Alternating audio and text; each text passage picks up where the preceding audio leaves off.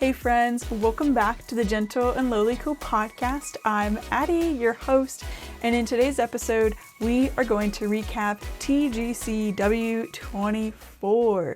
Now, if you don't know what that means, I'll give you a little heads up. It is the Gospel Coalition Women's Conference for 2024, and the theme was Behold and Believe. We're going to dive into that, and I'm so excited. It was such a fun conference. Okay, but before we get into it, I guess really part of it, music of the week, how can I not talk about this?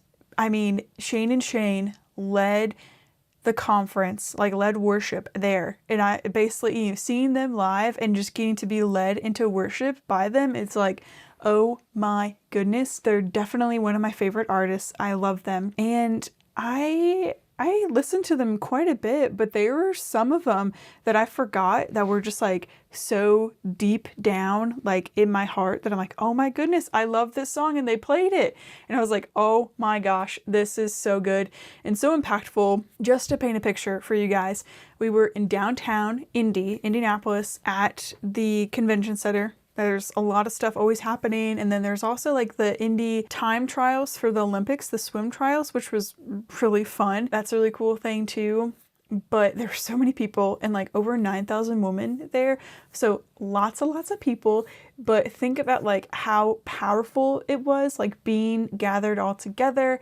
And just what a blessing that really was to be able to worship together, but so much of the larger church, and just getting to see that so many people come together.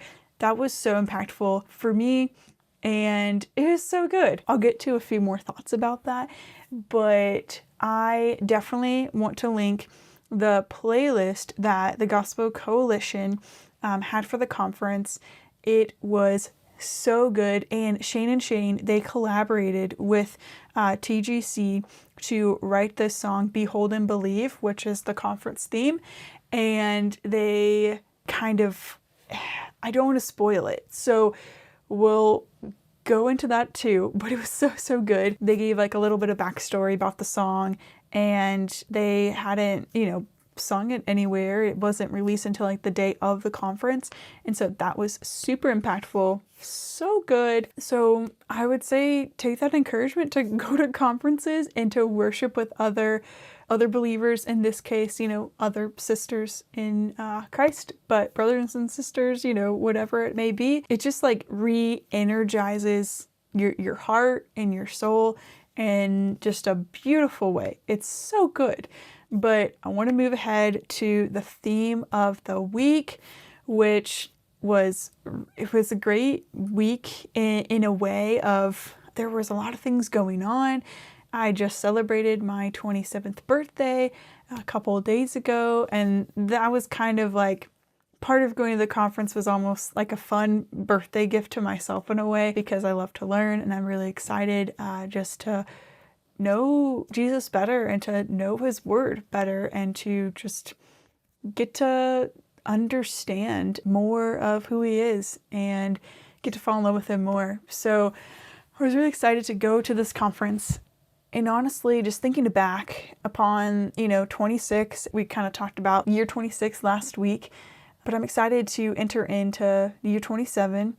And really, truthfully, as I do think back and reflect, it is really encouraging to me where I can just see the fruits of different seasons in my life when I committed and chose to be planted right where I was. And I bet you can relate to that too.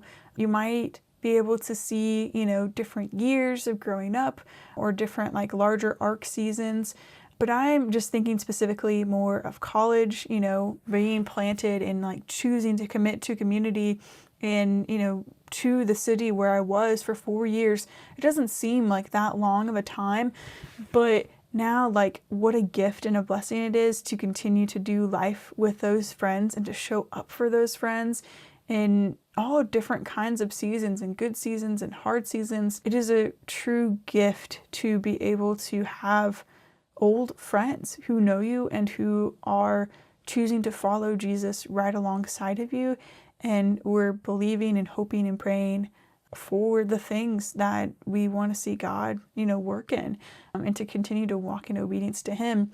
So I'm just really thankful to have friends like that in my life, but also to commit, that freshman version of myself going to SCAD. I'm so thankful. I was like, yeah, I'm gonna go here. I'm gonna go to the porch and I'm gonna stick to it. And these friends are just friends for life. So don't give up if you're new to college or in a new season where you're starting over with community. God will lead you to one another. I believe that so much. And kind of mentioning at the beginning, this conference, it was kind of a hard thing at first to think about, do I really want to go to this? And I say that because I went to this conference alone, and only like recently turning 27, it was kind of intimidating, where this conference, there's, younger people like me, but there's a lot of, church leaders or women in ministry. And I talked about that working at my church before for a season, and I really loved it. I enjoyed working in ministry and still do. That's why Gentle and Lowly coexist, to help us carry the gentle love of Jesus wherever we go. So I was really excited to just learn more and just to understand, so many more things. And I just felt like there were some really good topics that were interesting and engaging, that I was like, you know what, I think this could be really insightful. And I say that though to say, going to something alone, I mean, I know Indianapolis, but you may know your city, but also doing things alone, it can be tough. It can be challenging. But I'm so grateful for the other experiences I guess I've had where I've traveled by myself or going to school by myself and not knowing people. You can think about all those other smaller steps of obedience. They were still large steps, they still felt daunting, but each yes to Jesus of walking in obedience makes other ones a little easier.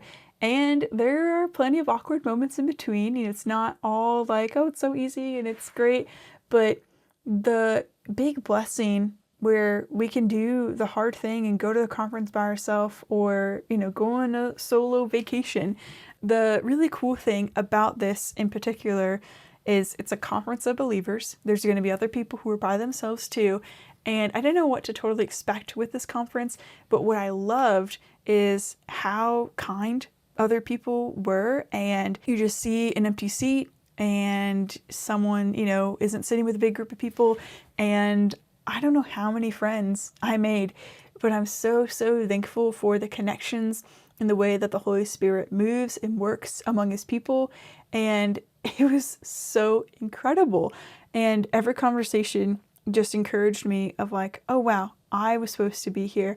And just the wildest connections through my work and finding people, or just through different ministries or different age ranges, and just getting to bless each other by being a friend, even if it was for 10 minutes to an hour, or eat lunch together. There's so many cool things. So shout out to you if you're a new friend and we met at the conference.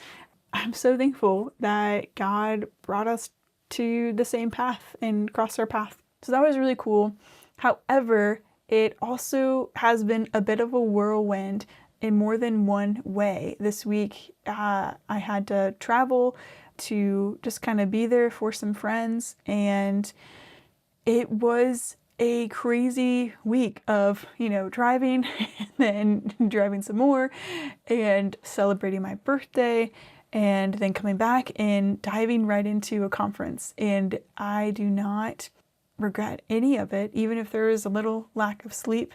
Seeing God in it all is so worth it. I mean, we can see Him in everything, and we can hold both sorrow and joy. I don't think I'm ever going to stop saying that is true.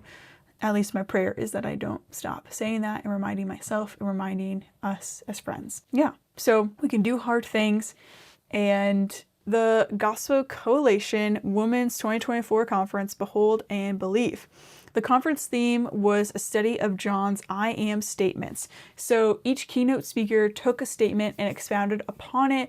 So just a quick overview, we had 7 keynotes, and they were all like lengthy in a good way, and also just the design of everything, the Gospel Coalition, their creative team. Oh my goodness. If somehow you are on the creative team and you want to chat, let's have a conversation on the podcast, or first just let's be friends. But honestly, they did such a beautiful job, and everything was just done with so much excellence. I was just like so fired up of like, this is so beautiful that, you know, creatives just can bring just a fresh revelation or new way to see God's word. And so the topics, we had 7 keynotes, like I said. They were the bread of life, the light of the world, the door, the good shepherd, the resurrection and life, the way, the truth, and life, and the true vine. So they're all the I am statements. That's a really quick recap of them. But they were like so awesome in the fact that it was really cool that my church is currently going through the Gospel of John, and we're kind of going at it as a slow pace, like a really in-depth, or really breaking down things and soaking it in and just not rushing past anything. So I was also even more specifically excited to go to this conference where we're studying John at church, and then this conference is studying the I am statements of John. Okay. Maybe there's something, at least in my sphere, that I need to pay attention to, at least, in my area, something that we can dig into more about what God is doing. So that was really a cool kind of parallel, and just to, better understand the Gospel of John. And if you've grown up in church like me, you know the Gospel of John, or even if you're new to the gospel, typically, like I'd even encourage friends and, new friends I meet to start with John. It is such a good gospel to read the words of Jesus and to see the miracles and just the things that he did with his ministry and with his life, and to just be transformed by his words. And so even for me, and I think everyone there, there's a lot of, like I said, a lot of people who are in ministry. I would say all of us. I mean, I was kind of blown away by just the ways that they were able to take these statements and, you can hear them preached on again and again and again, but there was something new in every single one. And that was so encouraging to me. There were probably a couple that stood out to me that were probably my favorite. I'm trying to think exactly, because there were 7 of them. They were all so good, but I specifically loved David Platt's message. He was the closing speaker, and that was so good. And also Ruth Cho Simmons. Hers was so good as well. So those 2, I don't know if they will still have the live stream up, but I know they were having the live stream up for at least the keynote sessions. And oh my goodness, if you can find them on YouTube, I would highly recommend to go listen to them. I'll see if I can find them, because they were such a blessing to me and just so encouraging to hold on to the promises of God. Honestly, just incredible. So the conference theme was really, really good in that way, and just revolving around that. And there's just so many good kind of side conversations with people about the keynotes of like, oh, what did you pick up, or what did you learn, or what stood out to you? And that was so cool to see just what God was doing amongst people as well. And so kind of for our second thing, there were auxiliary events and breakout sessions. So the auxiliary events, how they kind of scheduled this conference, auxiliary events were additional events that happened either before the start time of the conference or after the conference ended. So it was much earlier or much later, but it was outside of like the official conference schedule. So you could kind of pick and choose what you wanted to go to. In the breakouts, you could also choose what you wanted to go to, but those were still within the like official conference schedule and guidelines or time frame. And so I chose a lot of auxiliary events, as many as I could go to. I was like, yes, let's go to them. Let's get everything we can out of this conference and just soak it all in. So a few of my favorites, I'm going to mention an auxiliary event that was my favorite, and a breakout event that was really good. And I think I just want to dive into this topic even more and just reshaping the way I think about that topic. But for the auxiliary event, it was Now and Not Yet with Ruth Cho Simmons, which I mentioned her earlier, but her new book. And that was, okay, let me tell you, that was an early auxiliary event, like 7 a.m., maybe 7:30, but it was like early. And I have family who lives in the Indy area, and so even driving like 30 to 20 minutes, it was an early morning, but it did not disappoint. So even if it's early or you stay late, if there is, something that you feel that tug or that pull to go to, oh man, it's just worth it. It's just worth it. So that session, Ruth talked about her book, and we talked about being faithful in the right now instead of, not waiting on the not yet part. It's like, okay, you're here right now. Where can you be faithful and where can you step forward into obedience? Not just waiting until God's like, here's an assignment and here you can step into obedience. What does it look like to step into daily obedience right where you're at, Because those bigger steps of obedience will not come without the smaller steps of obedience, right? And lastly, just this question that I'm probably going to continue to reflect on is, what does it mean to build right where you are? So, being faithful right where you are or in the right now, but building right where you are. So you may be planted in a specific place or season for a reason and for a purpose, but how can you partner with God to build into that right where you are? And this was such an encouragement to me, just to see the connections that God has made through Gentle and Lowly Co. And I'm so thankful that you're here, friend, listening to this. Like, we're friends through this, and hopefully we can build a community and build more stories, more examples, more conversations of where we are stepping into obedience and where we are building the kingdom right where we are. So don't dismiss where you're at and the season you're in, and continue to build right where you are. So that's like a really good journaling question. I feel like we have one of those on almost every episode. It's so good. But definitely, I would say definitely take that one and kind of talk through it with the Lord. It is one that is really good. So I love that session, auxiliary event, I guess I should say. And then a breakout, I don't know how many breakouts I went to, maybe 3 or 5 of them, but this one was titled A Theology of Woman and Work. And I was particularly excited for this one because there were a lot of ministry leaders, just people, women I look up to, and I was really excited for them to kind of talk about just the ways that maybe they felt called to this particular work.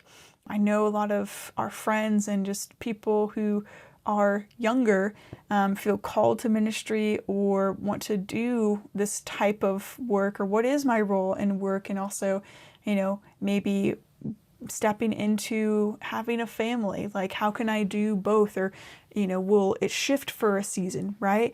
So just kind of thinking about, how has God designed us, and how did he design work, and how do those passions kind of align in a way where, God wired us this way, and this is the type of work that he has built us for.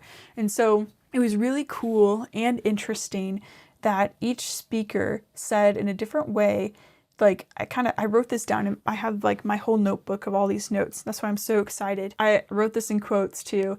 They said, never would have guessed this is what I'd be doing, which, as someone who just turned 27, like, that is very encouraging in a way, because even when I was a little bit younger, I talk about this even in my book, where, I was wrestling with God in 8th grade of like, tell me what to do. What am I good at? What's my passion? Like, what am I supposed to do with my life? And I'm learning again and again that what I'm supposed to be doing is what he calls me to right now.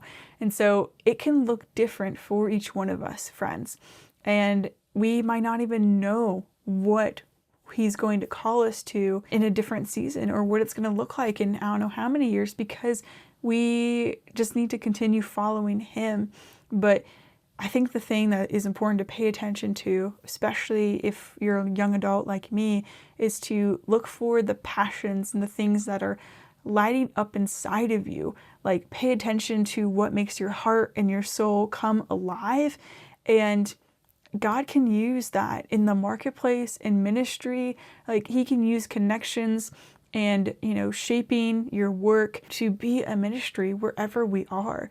And so pay attention to things that, you just want to put your hands to and to create and to curate your craft. And we can follow him in the way that we're supposed to go. So that was really interesting. And then there were a lot of good questions from this talk. And one of them was, how does knowing Christ or Jesus Christ, change or shape our view of work? And these were some of the bullet points I kind of wrote down, is that all of us are broken and Jesus will redeem all work. And that is such a hopeful thought that, yes, it is true that we're all broken, but the hope remains and relies in Jesus that he will redeem it. When he comes back, he will redeem all work and it will be fully restored. And so right now, there is this call to work, yes. But also, we look at Jesus, we look at his life. I love that they said this. We all laughed in this session. It was so funny. But they said Jesus took naps, he rested, and breaks are holy. He took breaks. I was like, yes, he absolutely did. And so now it's like, okay, we don't have to feel guilty if we need to take a break or rest or even a nap. Naps are good too. If Jesus did it, we can do it too. And also just a good reminder that Jesus was fully God, fully man, and that means, he was fully human. And we are human too, and we can't do every single thing. We need to rest, and we need to have some good guidelines and boundaries to do the best work that we're called to do, whatever that is. What if it's going to school right now, learning and studying and getting educated, if it is having a family and raising young disciples at home, if it's being a teacher, if it is, working in the marketplace and doing what you're supposed to be doing, representing people well, or being a realtor. My mom's a realtor, so I'm just like, I've seen so many ways that God has connected people through different types of work. And there's not just one path. There's more than one path, and they are all good. So the last thing from this one, at least from this bullet point here, was the work we're doing right now matters while we're doing it. And that was also really encouraging to me, because sometimes we're like, well, does it matter in real time, like the work that we're doing? It absolutely does. But sometimes we can kind of get, kind of focused on, maybe more in a temporary mindset, like, oh, this is all gonna, fade away, and it won't go anywhere. And sometimes in the marketplace, there might be different goals to advance. And we can think, does this matter? Is this important? And it is absolutely important. Or even the work that people don't see that we're doing, it is important that we're doing it when we're doing it, and it's important while we're doing it. So you can kind of get in your head about that one, but the work that we're doing at the time that we're doing it matters, because God put you and I here on this earth for a reason at a very specific time in history for us to do what only he wants to do in us and through us, and for him and for his glory. It's like, wow. How does that not inspire you, right? Okay, so the last thing, I have this also in my notes. I took a lot of notes because it's so good, but I have this in all caps. God does not give you good gifts for you to turn them down. He offers you good gifts out of his love for you. And that was just man, I just needed to sit with that for a little bit. I don't remember who said it, but I wrote it down. I was like, I cannot forget this. And so I think that is a statement that I'm just going to really unpack with the Lord and see, just okay, what are those good gifts that you have given me to step into, out of his love for you. And that's the same for you, friend. And again, another journaling question. Here we go. This is so good. But honestly, that kind of reshaped some thoughts where, talking about those passions, you might feel so passionate about this thing or that thing. It's like, okay, these might be the good gifts that he's given you, but he doesn't give us good gifts to turn them down. He invites us into more of what he's doing. And what a gift that is. And it's out of his love for us.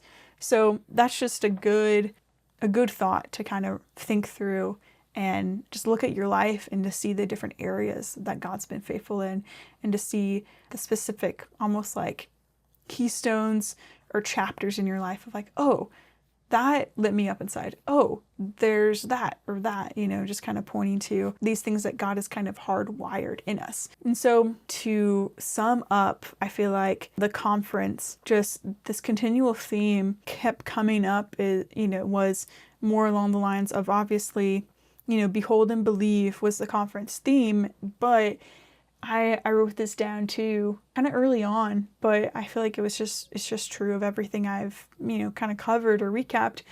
And there was so much more. I have pages and pages of notes, but it was look up and lean in.